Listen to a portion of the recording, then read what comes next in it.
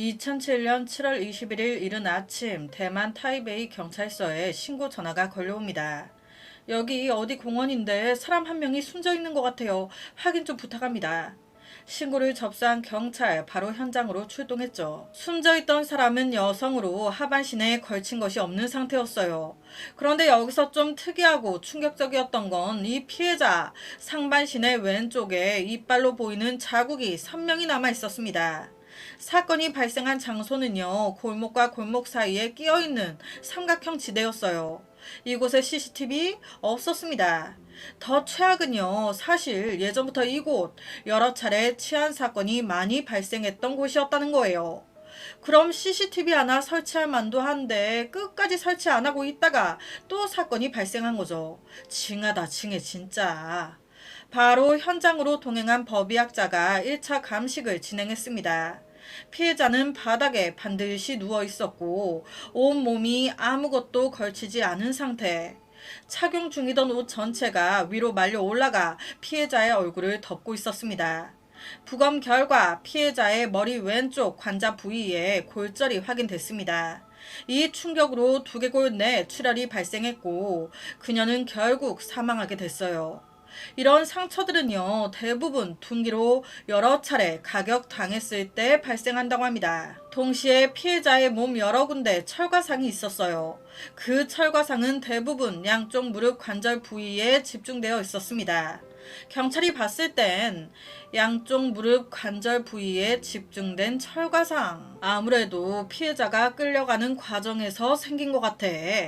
이를 토대로 현장을 조사하던 경찰 무언가를 발견합니다. 피해자가 발견된 곳 근처에 정자가 하나 있었는데 발견된 곳에서 정자까지 쭉 끌린 자국이 치명상과 뚜렷한 끌린 흔적 외에 현장에 남아 있었던 것은 단 2가지였습니다. 속옷 한 벌 그리고 손목시계 하나. 즉 그녀의 핸드폰, 지갑, 열쇠, 신분증, 소지품 다 없어졌어. 법의학자는요, 피해자 왼쪽 흉부에 남아있는 치아 자국 이것에 집중했습니다.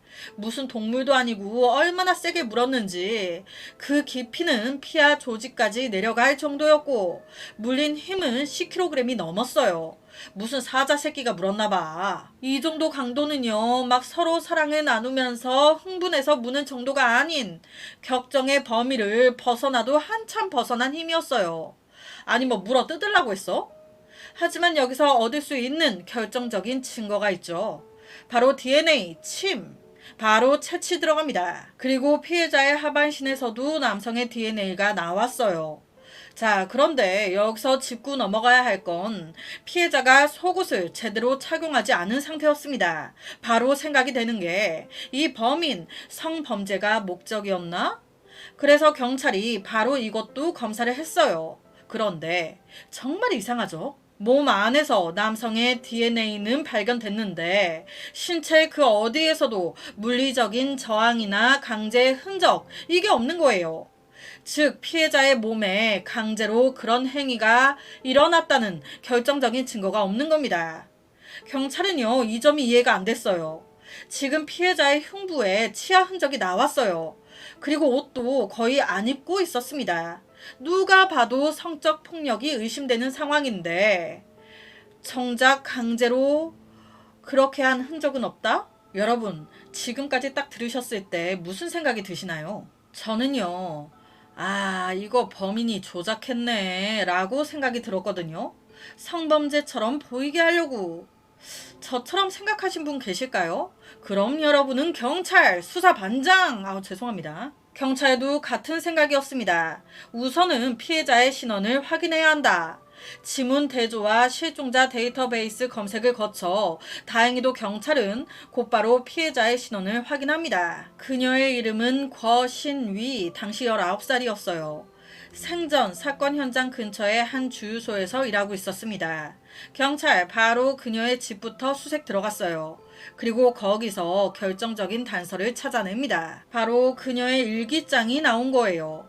이 일기장에는 주로 그녀의 일상생활과 감정 상태가 기록되어 있었는데 그 중에는 두 명의 남자친구와의 감정적 갈등에 대해서도 자세히 언급이 되어 있었습니다. 2000년 1월 그녀는 전 남자친구 예즈펑과 헤어지고 같은 주유소 직원이었던 리젠민과 연애를 시작했습니다.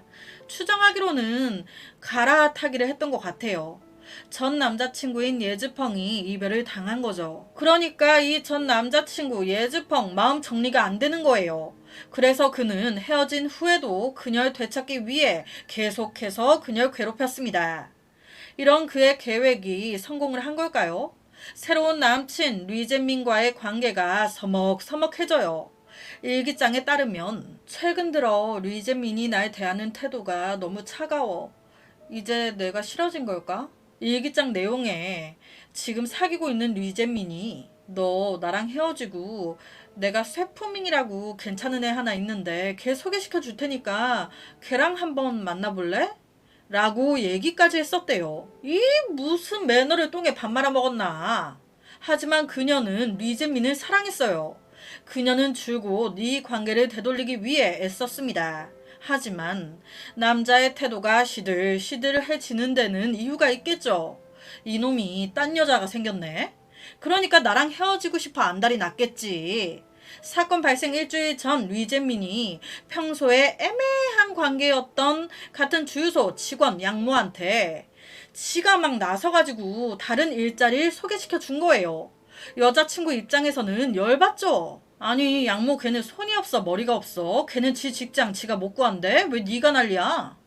이 문제로 이 둘 심하게 다퉈요. 그리고 결국 이 일은 두 사람의 관계가 파탄에 이르는 도화선이 됐습니다. 아, 사건 발생 전 이 남자친구 리젠민과 사이가 안 좋았었네. 경찰 바로 그녀의 핸드폰 통화 기록 조회에 들어갔어요. 봤더니 어라? 그녀의 마지막 통화 기록 또한 리젠민이네.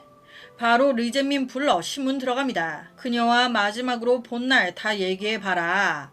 리젠민 말로는 7월 20일 밤 9시가 조금 넘은 시각 두 사람은 동료들과 식사를 마친 뒤 리젠민의 집으로 같이 돌아왔다는 거예요. 그런데 문제는 동료들과 식사를 마치고 집으로 같이 걸어가는데 집까지 걸어가는 그 과정에서 양모 이 기집애한테 두 번이나 전화가 온 거예요. 양모 이 기집애는 이 시간에 왜 내 남자친구한테 전화하고 질려? 그리고 이 전화를 리젠미는 또 좋다고 내 앞에서 받는다? 이건 안 싸우는 게 이상한 거 아닙니까? 이 정도면 싸우자고 나한테 싸움을 건 거지. 결국 거신이 열받아서 문을 꽝 닫고 집을 나가버렸다. 그렇게 새벽 1시가 조금 넘은 시각 거신위가 리젠민에게 전화 걸어옵니다. 나 지금 네 집으로 갈게. 우리 얘기 좀 해야 될 것 같아. 그렇게 1시간 정도 더 지난 새벽 2시경 그녀는 리젠민에게 다시 전화를 겁니다. 나 지금 니네 집 앞에 거의 다 왔어. 이 말에 리젠민이 전화 끊고 곧바로 집 문을 열어놓고 그녀를 기다렸다는 거예요.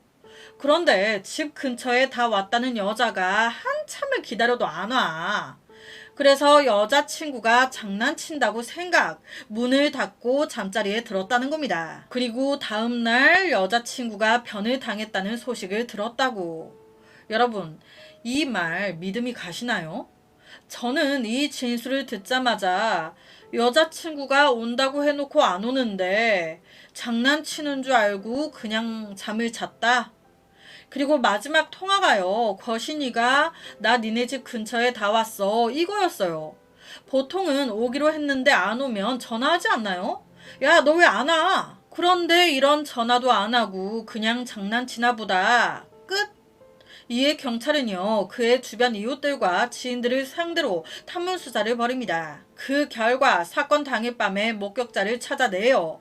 한 목격자 왈, 그날 밤 자기가 아래층 공원에서 남녀가 심하게 다투는 소리를 들었다는 거예요.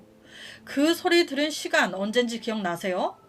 목격자가 들었다는 그 소리의 시간대는 거신이가 리젠민한테 나 니네 집 앞에 거의 다 도착했어 라고 전화한 시간과 거의 일치했습니다. 새벽 2시에서 3시 사이. 목격자는 또 나와요. 다른 목격자 왈, 그는 그날 밤 은색 오토바이 헬멧을 쓴 남성이 무언가를 질질 끌고 가는 모습을 봤었다고. 그런데 정말 이상하죠? 리젠밍 집에서 은색 오토바이 헬멧이 나옵니다. 오, 모든 단서들이 다 너를 가리키고 있는데, 그런데 여기서 잊지 말아야 될 게요. 우리는 거신이 그녀에게서 범인을 지목할 수 있는 결정적인 증거를 확보한 상태였습니다. 그녀 흉부에 남아있던 치아 자국과 DNA. 기술팀이 신속히 투입 치아 모양을 다 본떠서 사건 용의자들에게 하나하나 맞춰보기 시작합니다. 그 결과 역시나 리젠민 니 치아 모양과 99% 일치하는데, 더 나아가 기술진은 분석을 통해 이 자국이 폭력적인 성향을 띤 물림임을 밝혀냈고, 이는 분명 친밀한 행동에서 비롯된 것이 아님을 확인했습니다. 그러니까 폭력의 하나로 쓴 거예요. 경찰은 이를 근거로 리젠밍을 살해 혐의로 체포합니다. 야, 너 거짓말하지 마. 그냥 둘이 감정 문제로 공원에서 엄청 격하게 싸우다가 감정을 주체 못해 네가 죽인 거 아니야. 범행 은폐하려고 일부러 치아 자국 남겨서 꼭 피해자가 다른 사람에게 성범죄를 당한 것처럼 위장. 경찰 수사를 혼란스럽게 하고 다른 사람한테 죄를 뒤집어 씌우려고 그냥. 이러한 추측은 검찰이 리젠밍을 기소하는 핵심 근거가 됐습니다. 자, 그럼 여기서 이 사건 끝난 걸까요? 아니죠. 사실 검찰의 이 기소의 이면에는 큰 문제가 숨겨져 있었습니다. 바로 경찰이 너무 이 치아 자국에만 지나치게 의존했다는 것. 2000년대 대만 사법계는 치아 자국 대조가 DNA 다음으로 강력한 증거로 여겨지기도 했습니다.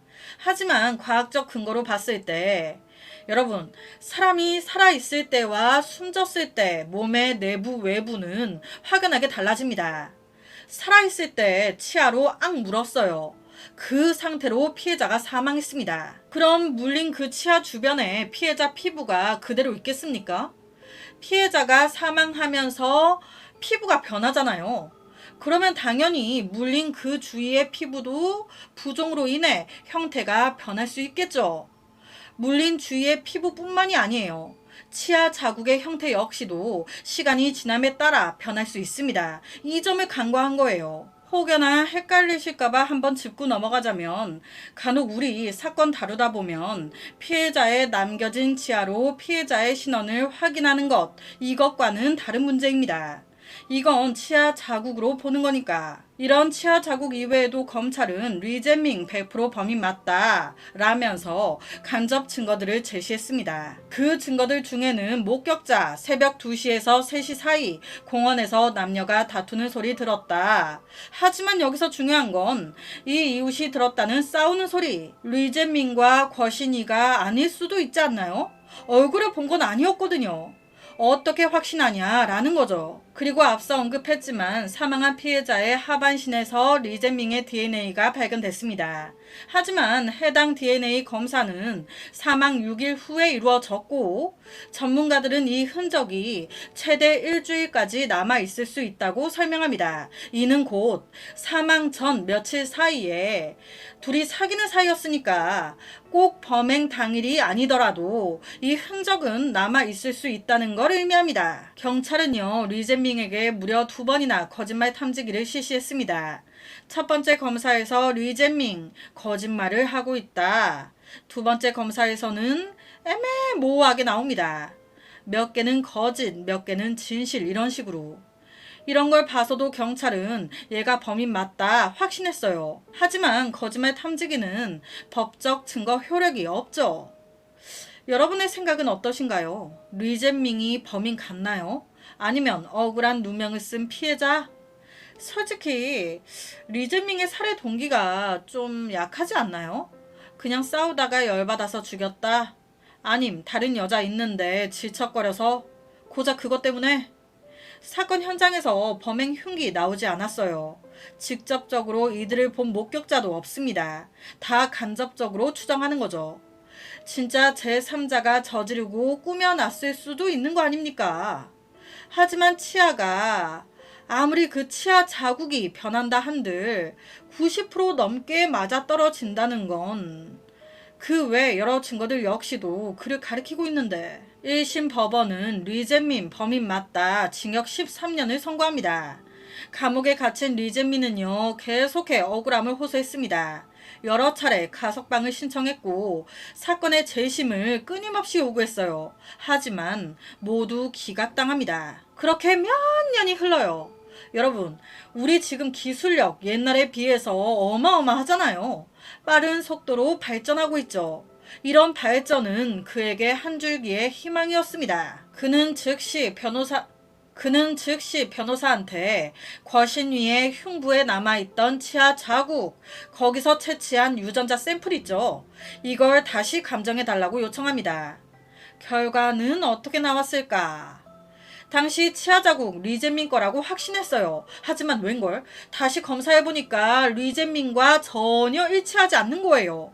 이는 이 사건 범인 따로 있다라는 얘기죠. 와, 범인 잘못 잡았어. 치아 자국도 침도 모두 리제민 것이 아니었는데 그 당시 검사가 잘못됐던 겁니다. 이 벼락 같은 감정 결과는 기존 판결의 핵심 증거를 단번에 뒤흔들었고 수년간 묻혀있던 이 사건이 마침내 다시 재조명될 기회를 얻게 됩니다. 2007년 사건이 발생했어요. 이때는 2015년이었습니다. 8년이 흐른 거예요, 지금. 다시 시작된 재판, 여기서 변호인 측은 두 가지 핵심 쟁점을 얘기하면서 사건의 허점을 낱낱이 드러냈습니다. 첫 번째 쟁점은 DNA가 아닌 치아 자국이에요. 검찰은 이걸 근거로 기소했거든요. 하지만 인체 피부는 본래 탄성이 있고 상처가 치유되는 과정에서 자국이 변형되기 때문에 치은을 대조하는 것은 결코 확실한 증거가 될 수 없다. 두 번째 쟁점은 검찰은 당시 피해자 몸 안에서 나온 DNA를 막 결정적인 증거로 막 제시하면서 했는데 솔직히 이거는 두 사람이 관계를 가졌다는 것만을 입증할 뿐이지 그게 죽였다라고까지 이어지기엔 좀 증거가 부족하다라는 거예요. 거기다 둘이 사이가 어쨌든 연인 사이였잖아요. 그리고 세 번째, 리젠민에겐 마땅한 살인 동기가 없어. 이웃이 들었다는 다툼 소리, 비슷한 은색 오토바이 헬멧, 그리고 리젠민의 거짓말 탐지기 결과, 이것들 모두 검찰이 추측한 간접 증거에 불과하다. 현재 치아 자국에서 발견된 제3자의 DNA, 이게 누구 건지 정확히 밝히는 게 최우선이다. 진짜 사건이 발생하기 전에 이제 두 사람이 관계를 가졌고 일주일이 지나기 전에 이 사건이 벌어져가지고 그녀 몸 안에 리젠민의 이제 DNA가 남아 있을 수 있잖아요. 그러니까 몸에는 리젠민의 DNA가 들어와 있지만 별다르게 저항 흔적은 없었던 거죠. 결론은 감옥 생활을 4년이나 넘게 한 뒤에야 리젠민 무죄를 선고받습니다. 현재까지도 진범은 잡히지 않았어요. 사실요, 그녀의 일기장이죠. 거기에 더 중요한 단서들이 있었습니다. 일기에 낯선 남자가 뒤따라온다고 그렇게 적은 것도 있었고요. 제가 앞서 사건이 발생한 장소, 옛날부터 여러 차례 추행 사건이 있었던 곳이라고 언급했었습니다. 이런 사건이 몇 번이나 있었던 곳에서 또 이런 사건이 벌어진 거예요. 많은 사람들은 경찰이 너무 한 사람에게만 포커스가 집중돼 수사를 벌인 것 같다고, 그러면서 오히려 진범이 손쉽게 도망갈 수 있는 길을 만들어 줘버렸다고 안타까움을 표했습니다. 리젠밍이 범인으로 몰리는 걸 보면서 이 진범 얼마나 재밌다고 웃었을까요? 이 사건에 대한 여러분의 생각은 어떠신가요? 누가 범인인 걸까? 오늘 사건에 대한 여러분의 의견 많이 남겨주세요. 댓글과 좋아요는 제가 준비하는데 정말 많은 힘이 됩니다. 공감되는 댓글은 제가 꼭 상단에 고정시켜 놓겠습니다. 매일 저녁 9시 모미지 업로드 구독과 좋아요, 그리고 새로운 영상이 업로드 될 때마다 띠링띠링 알려주는 알람 설정까지 한 번씩 부탁드립니다. 내일 저녁 또 다른 사건으로 찾아뵙겠습니다. 내일 봬용.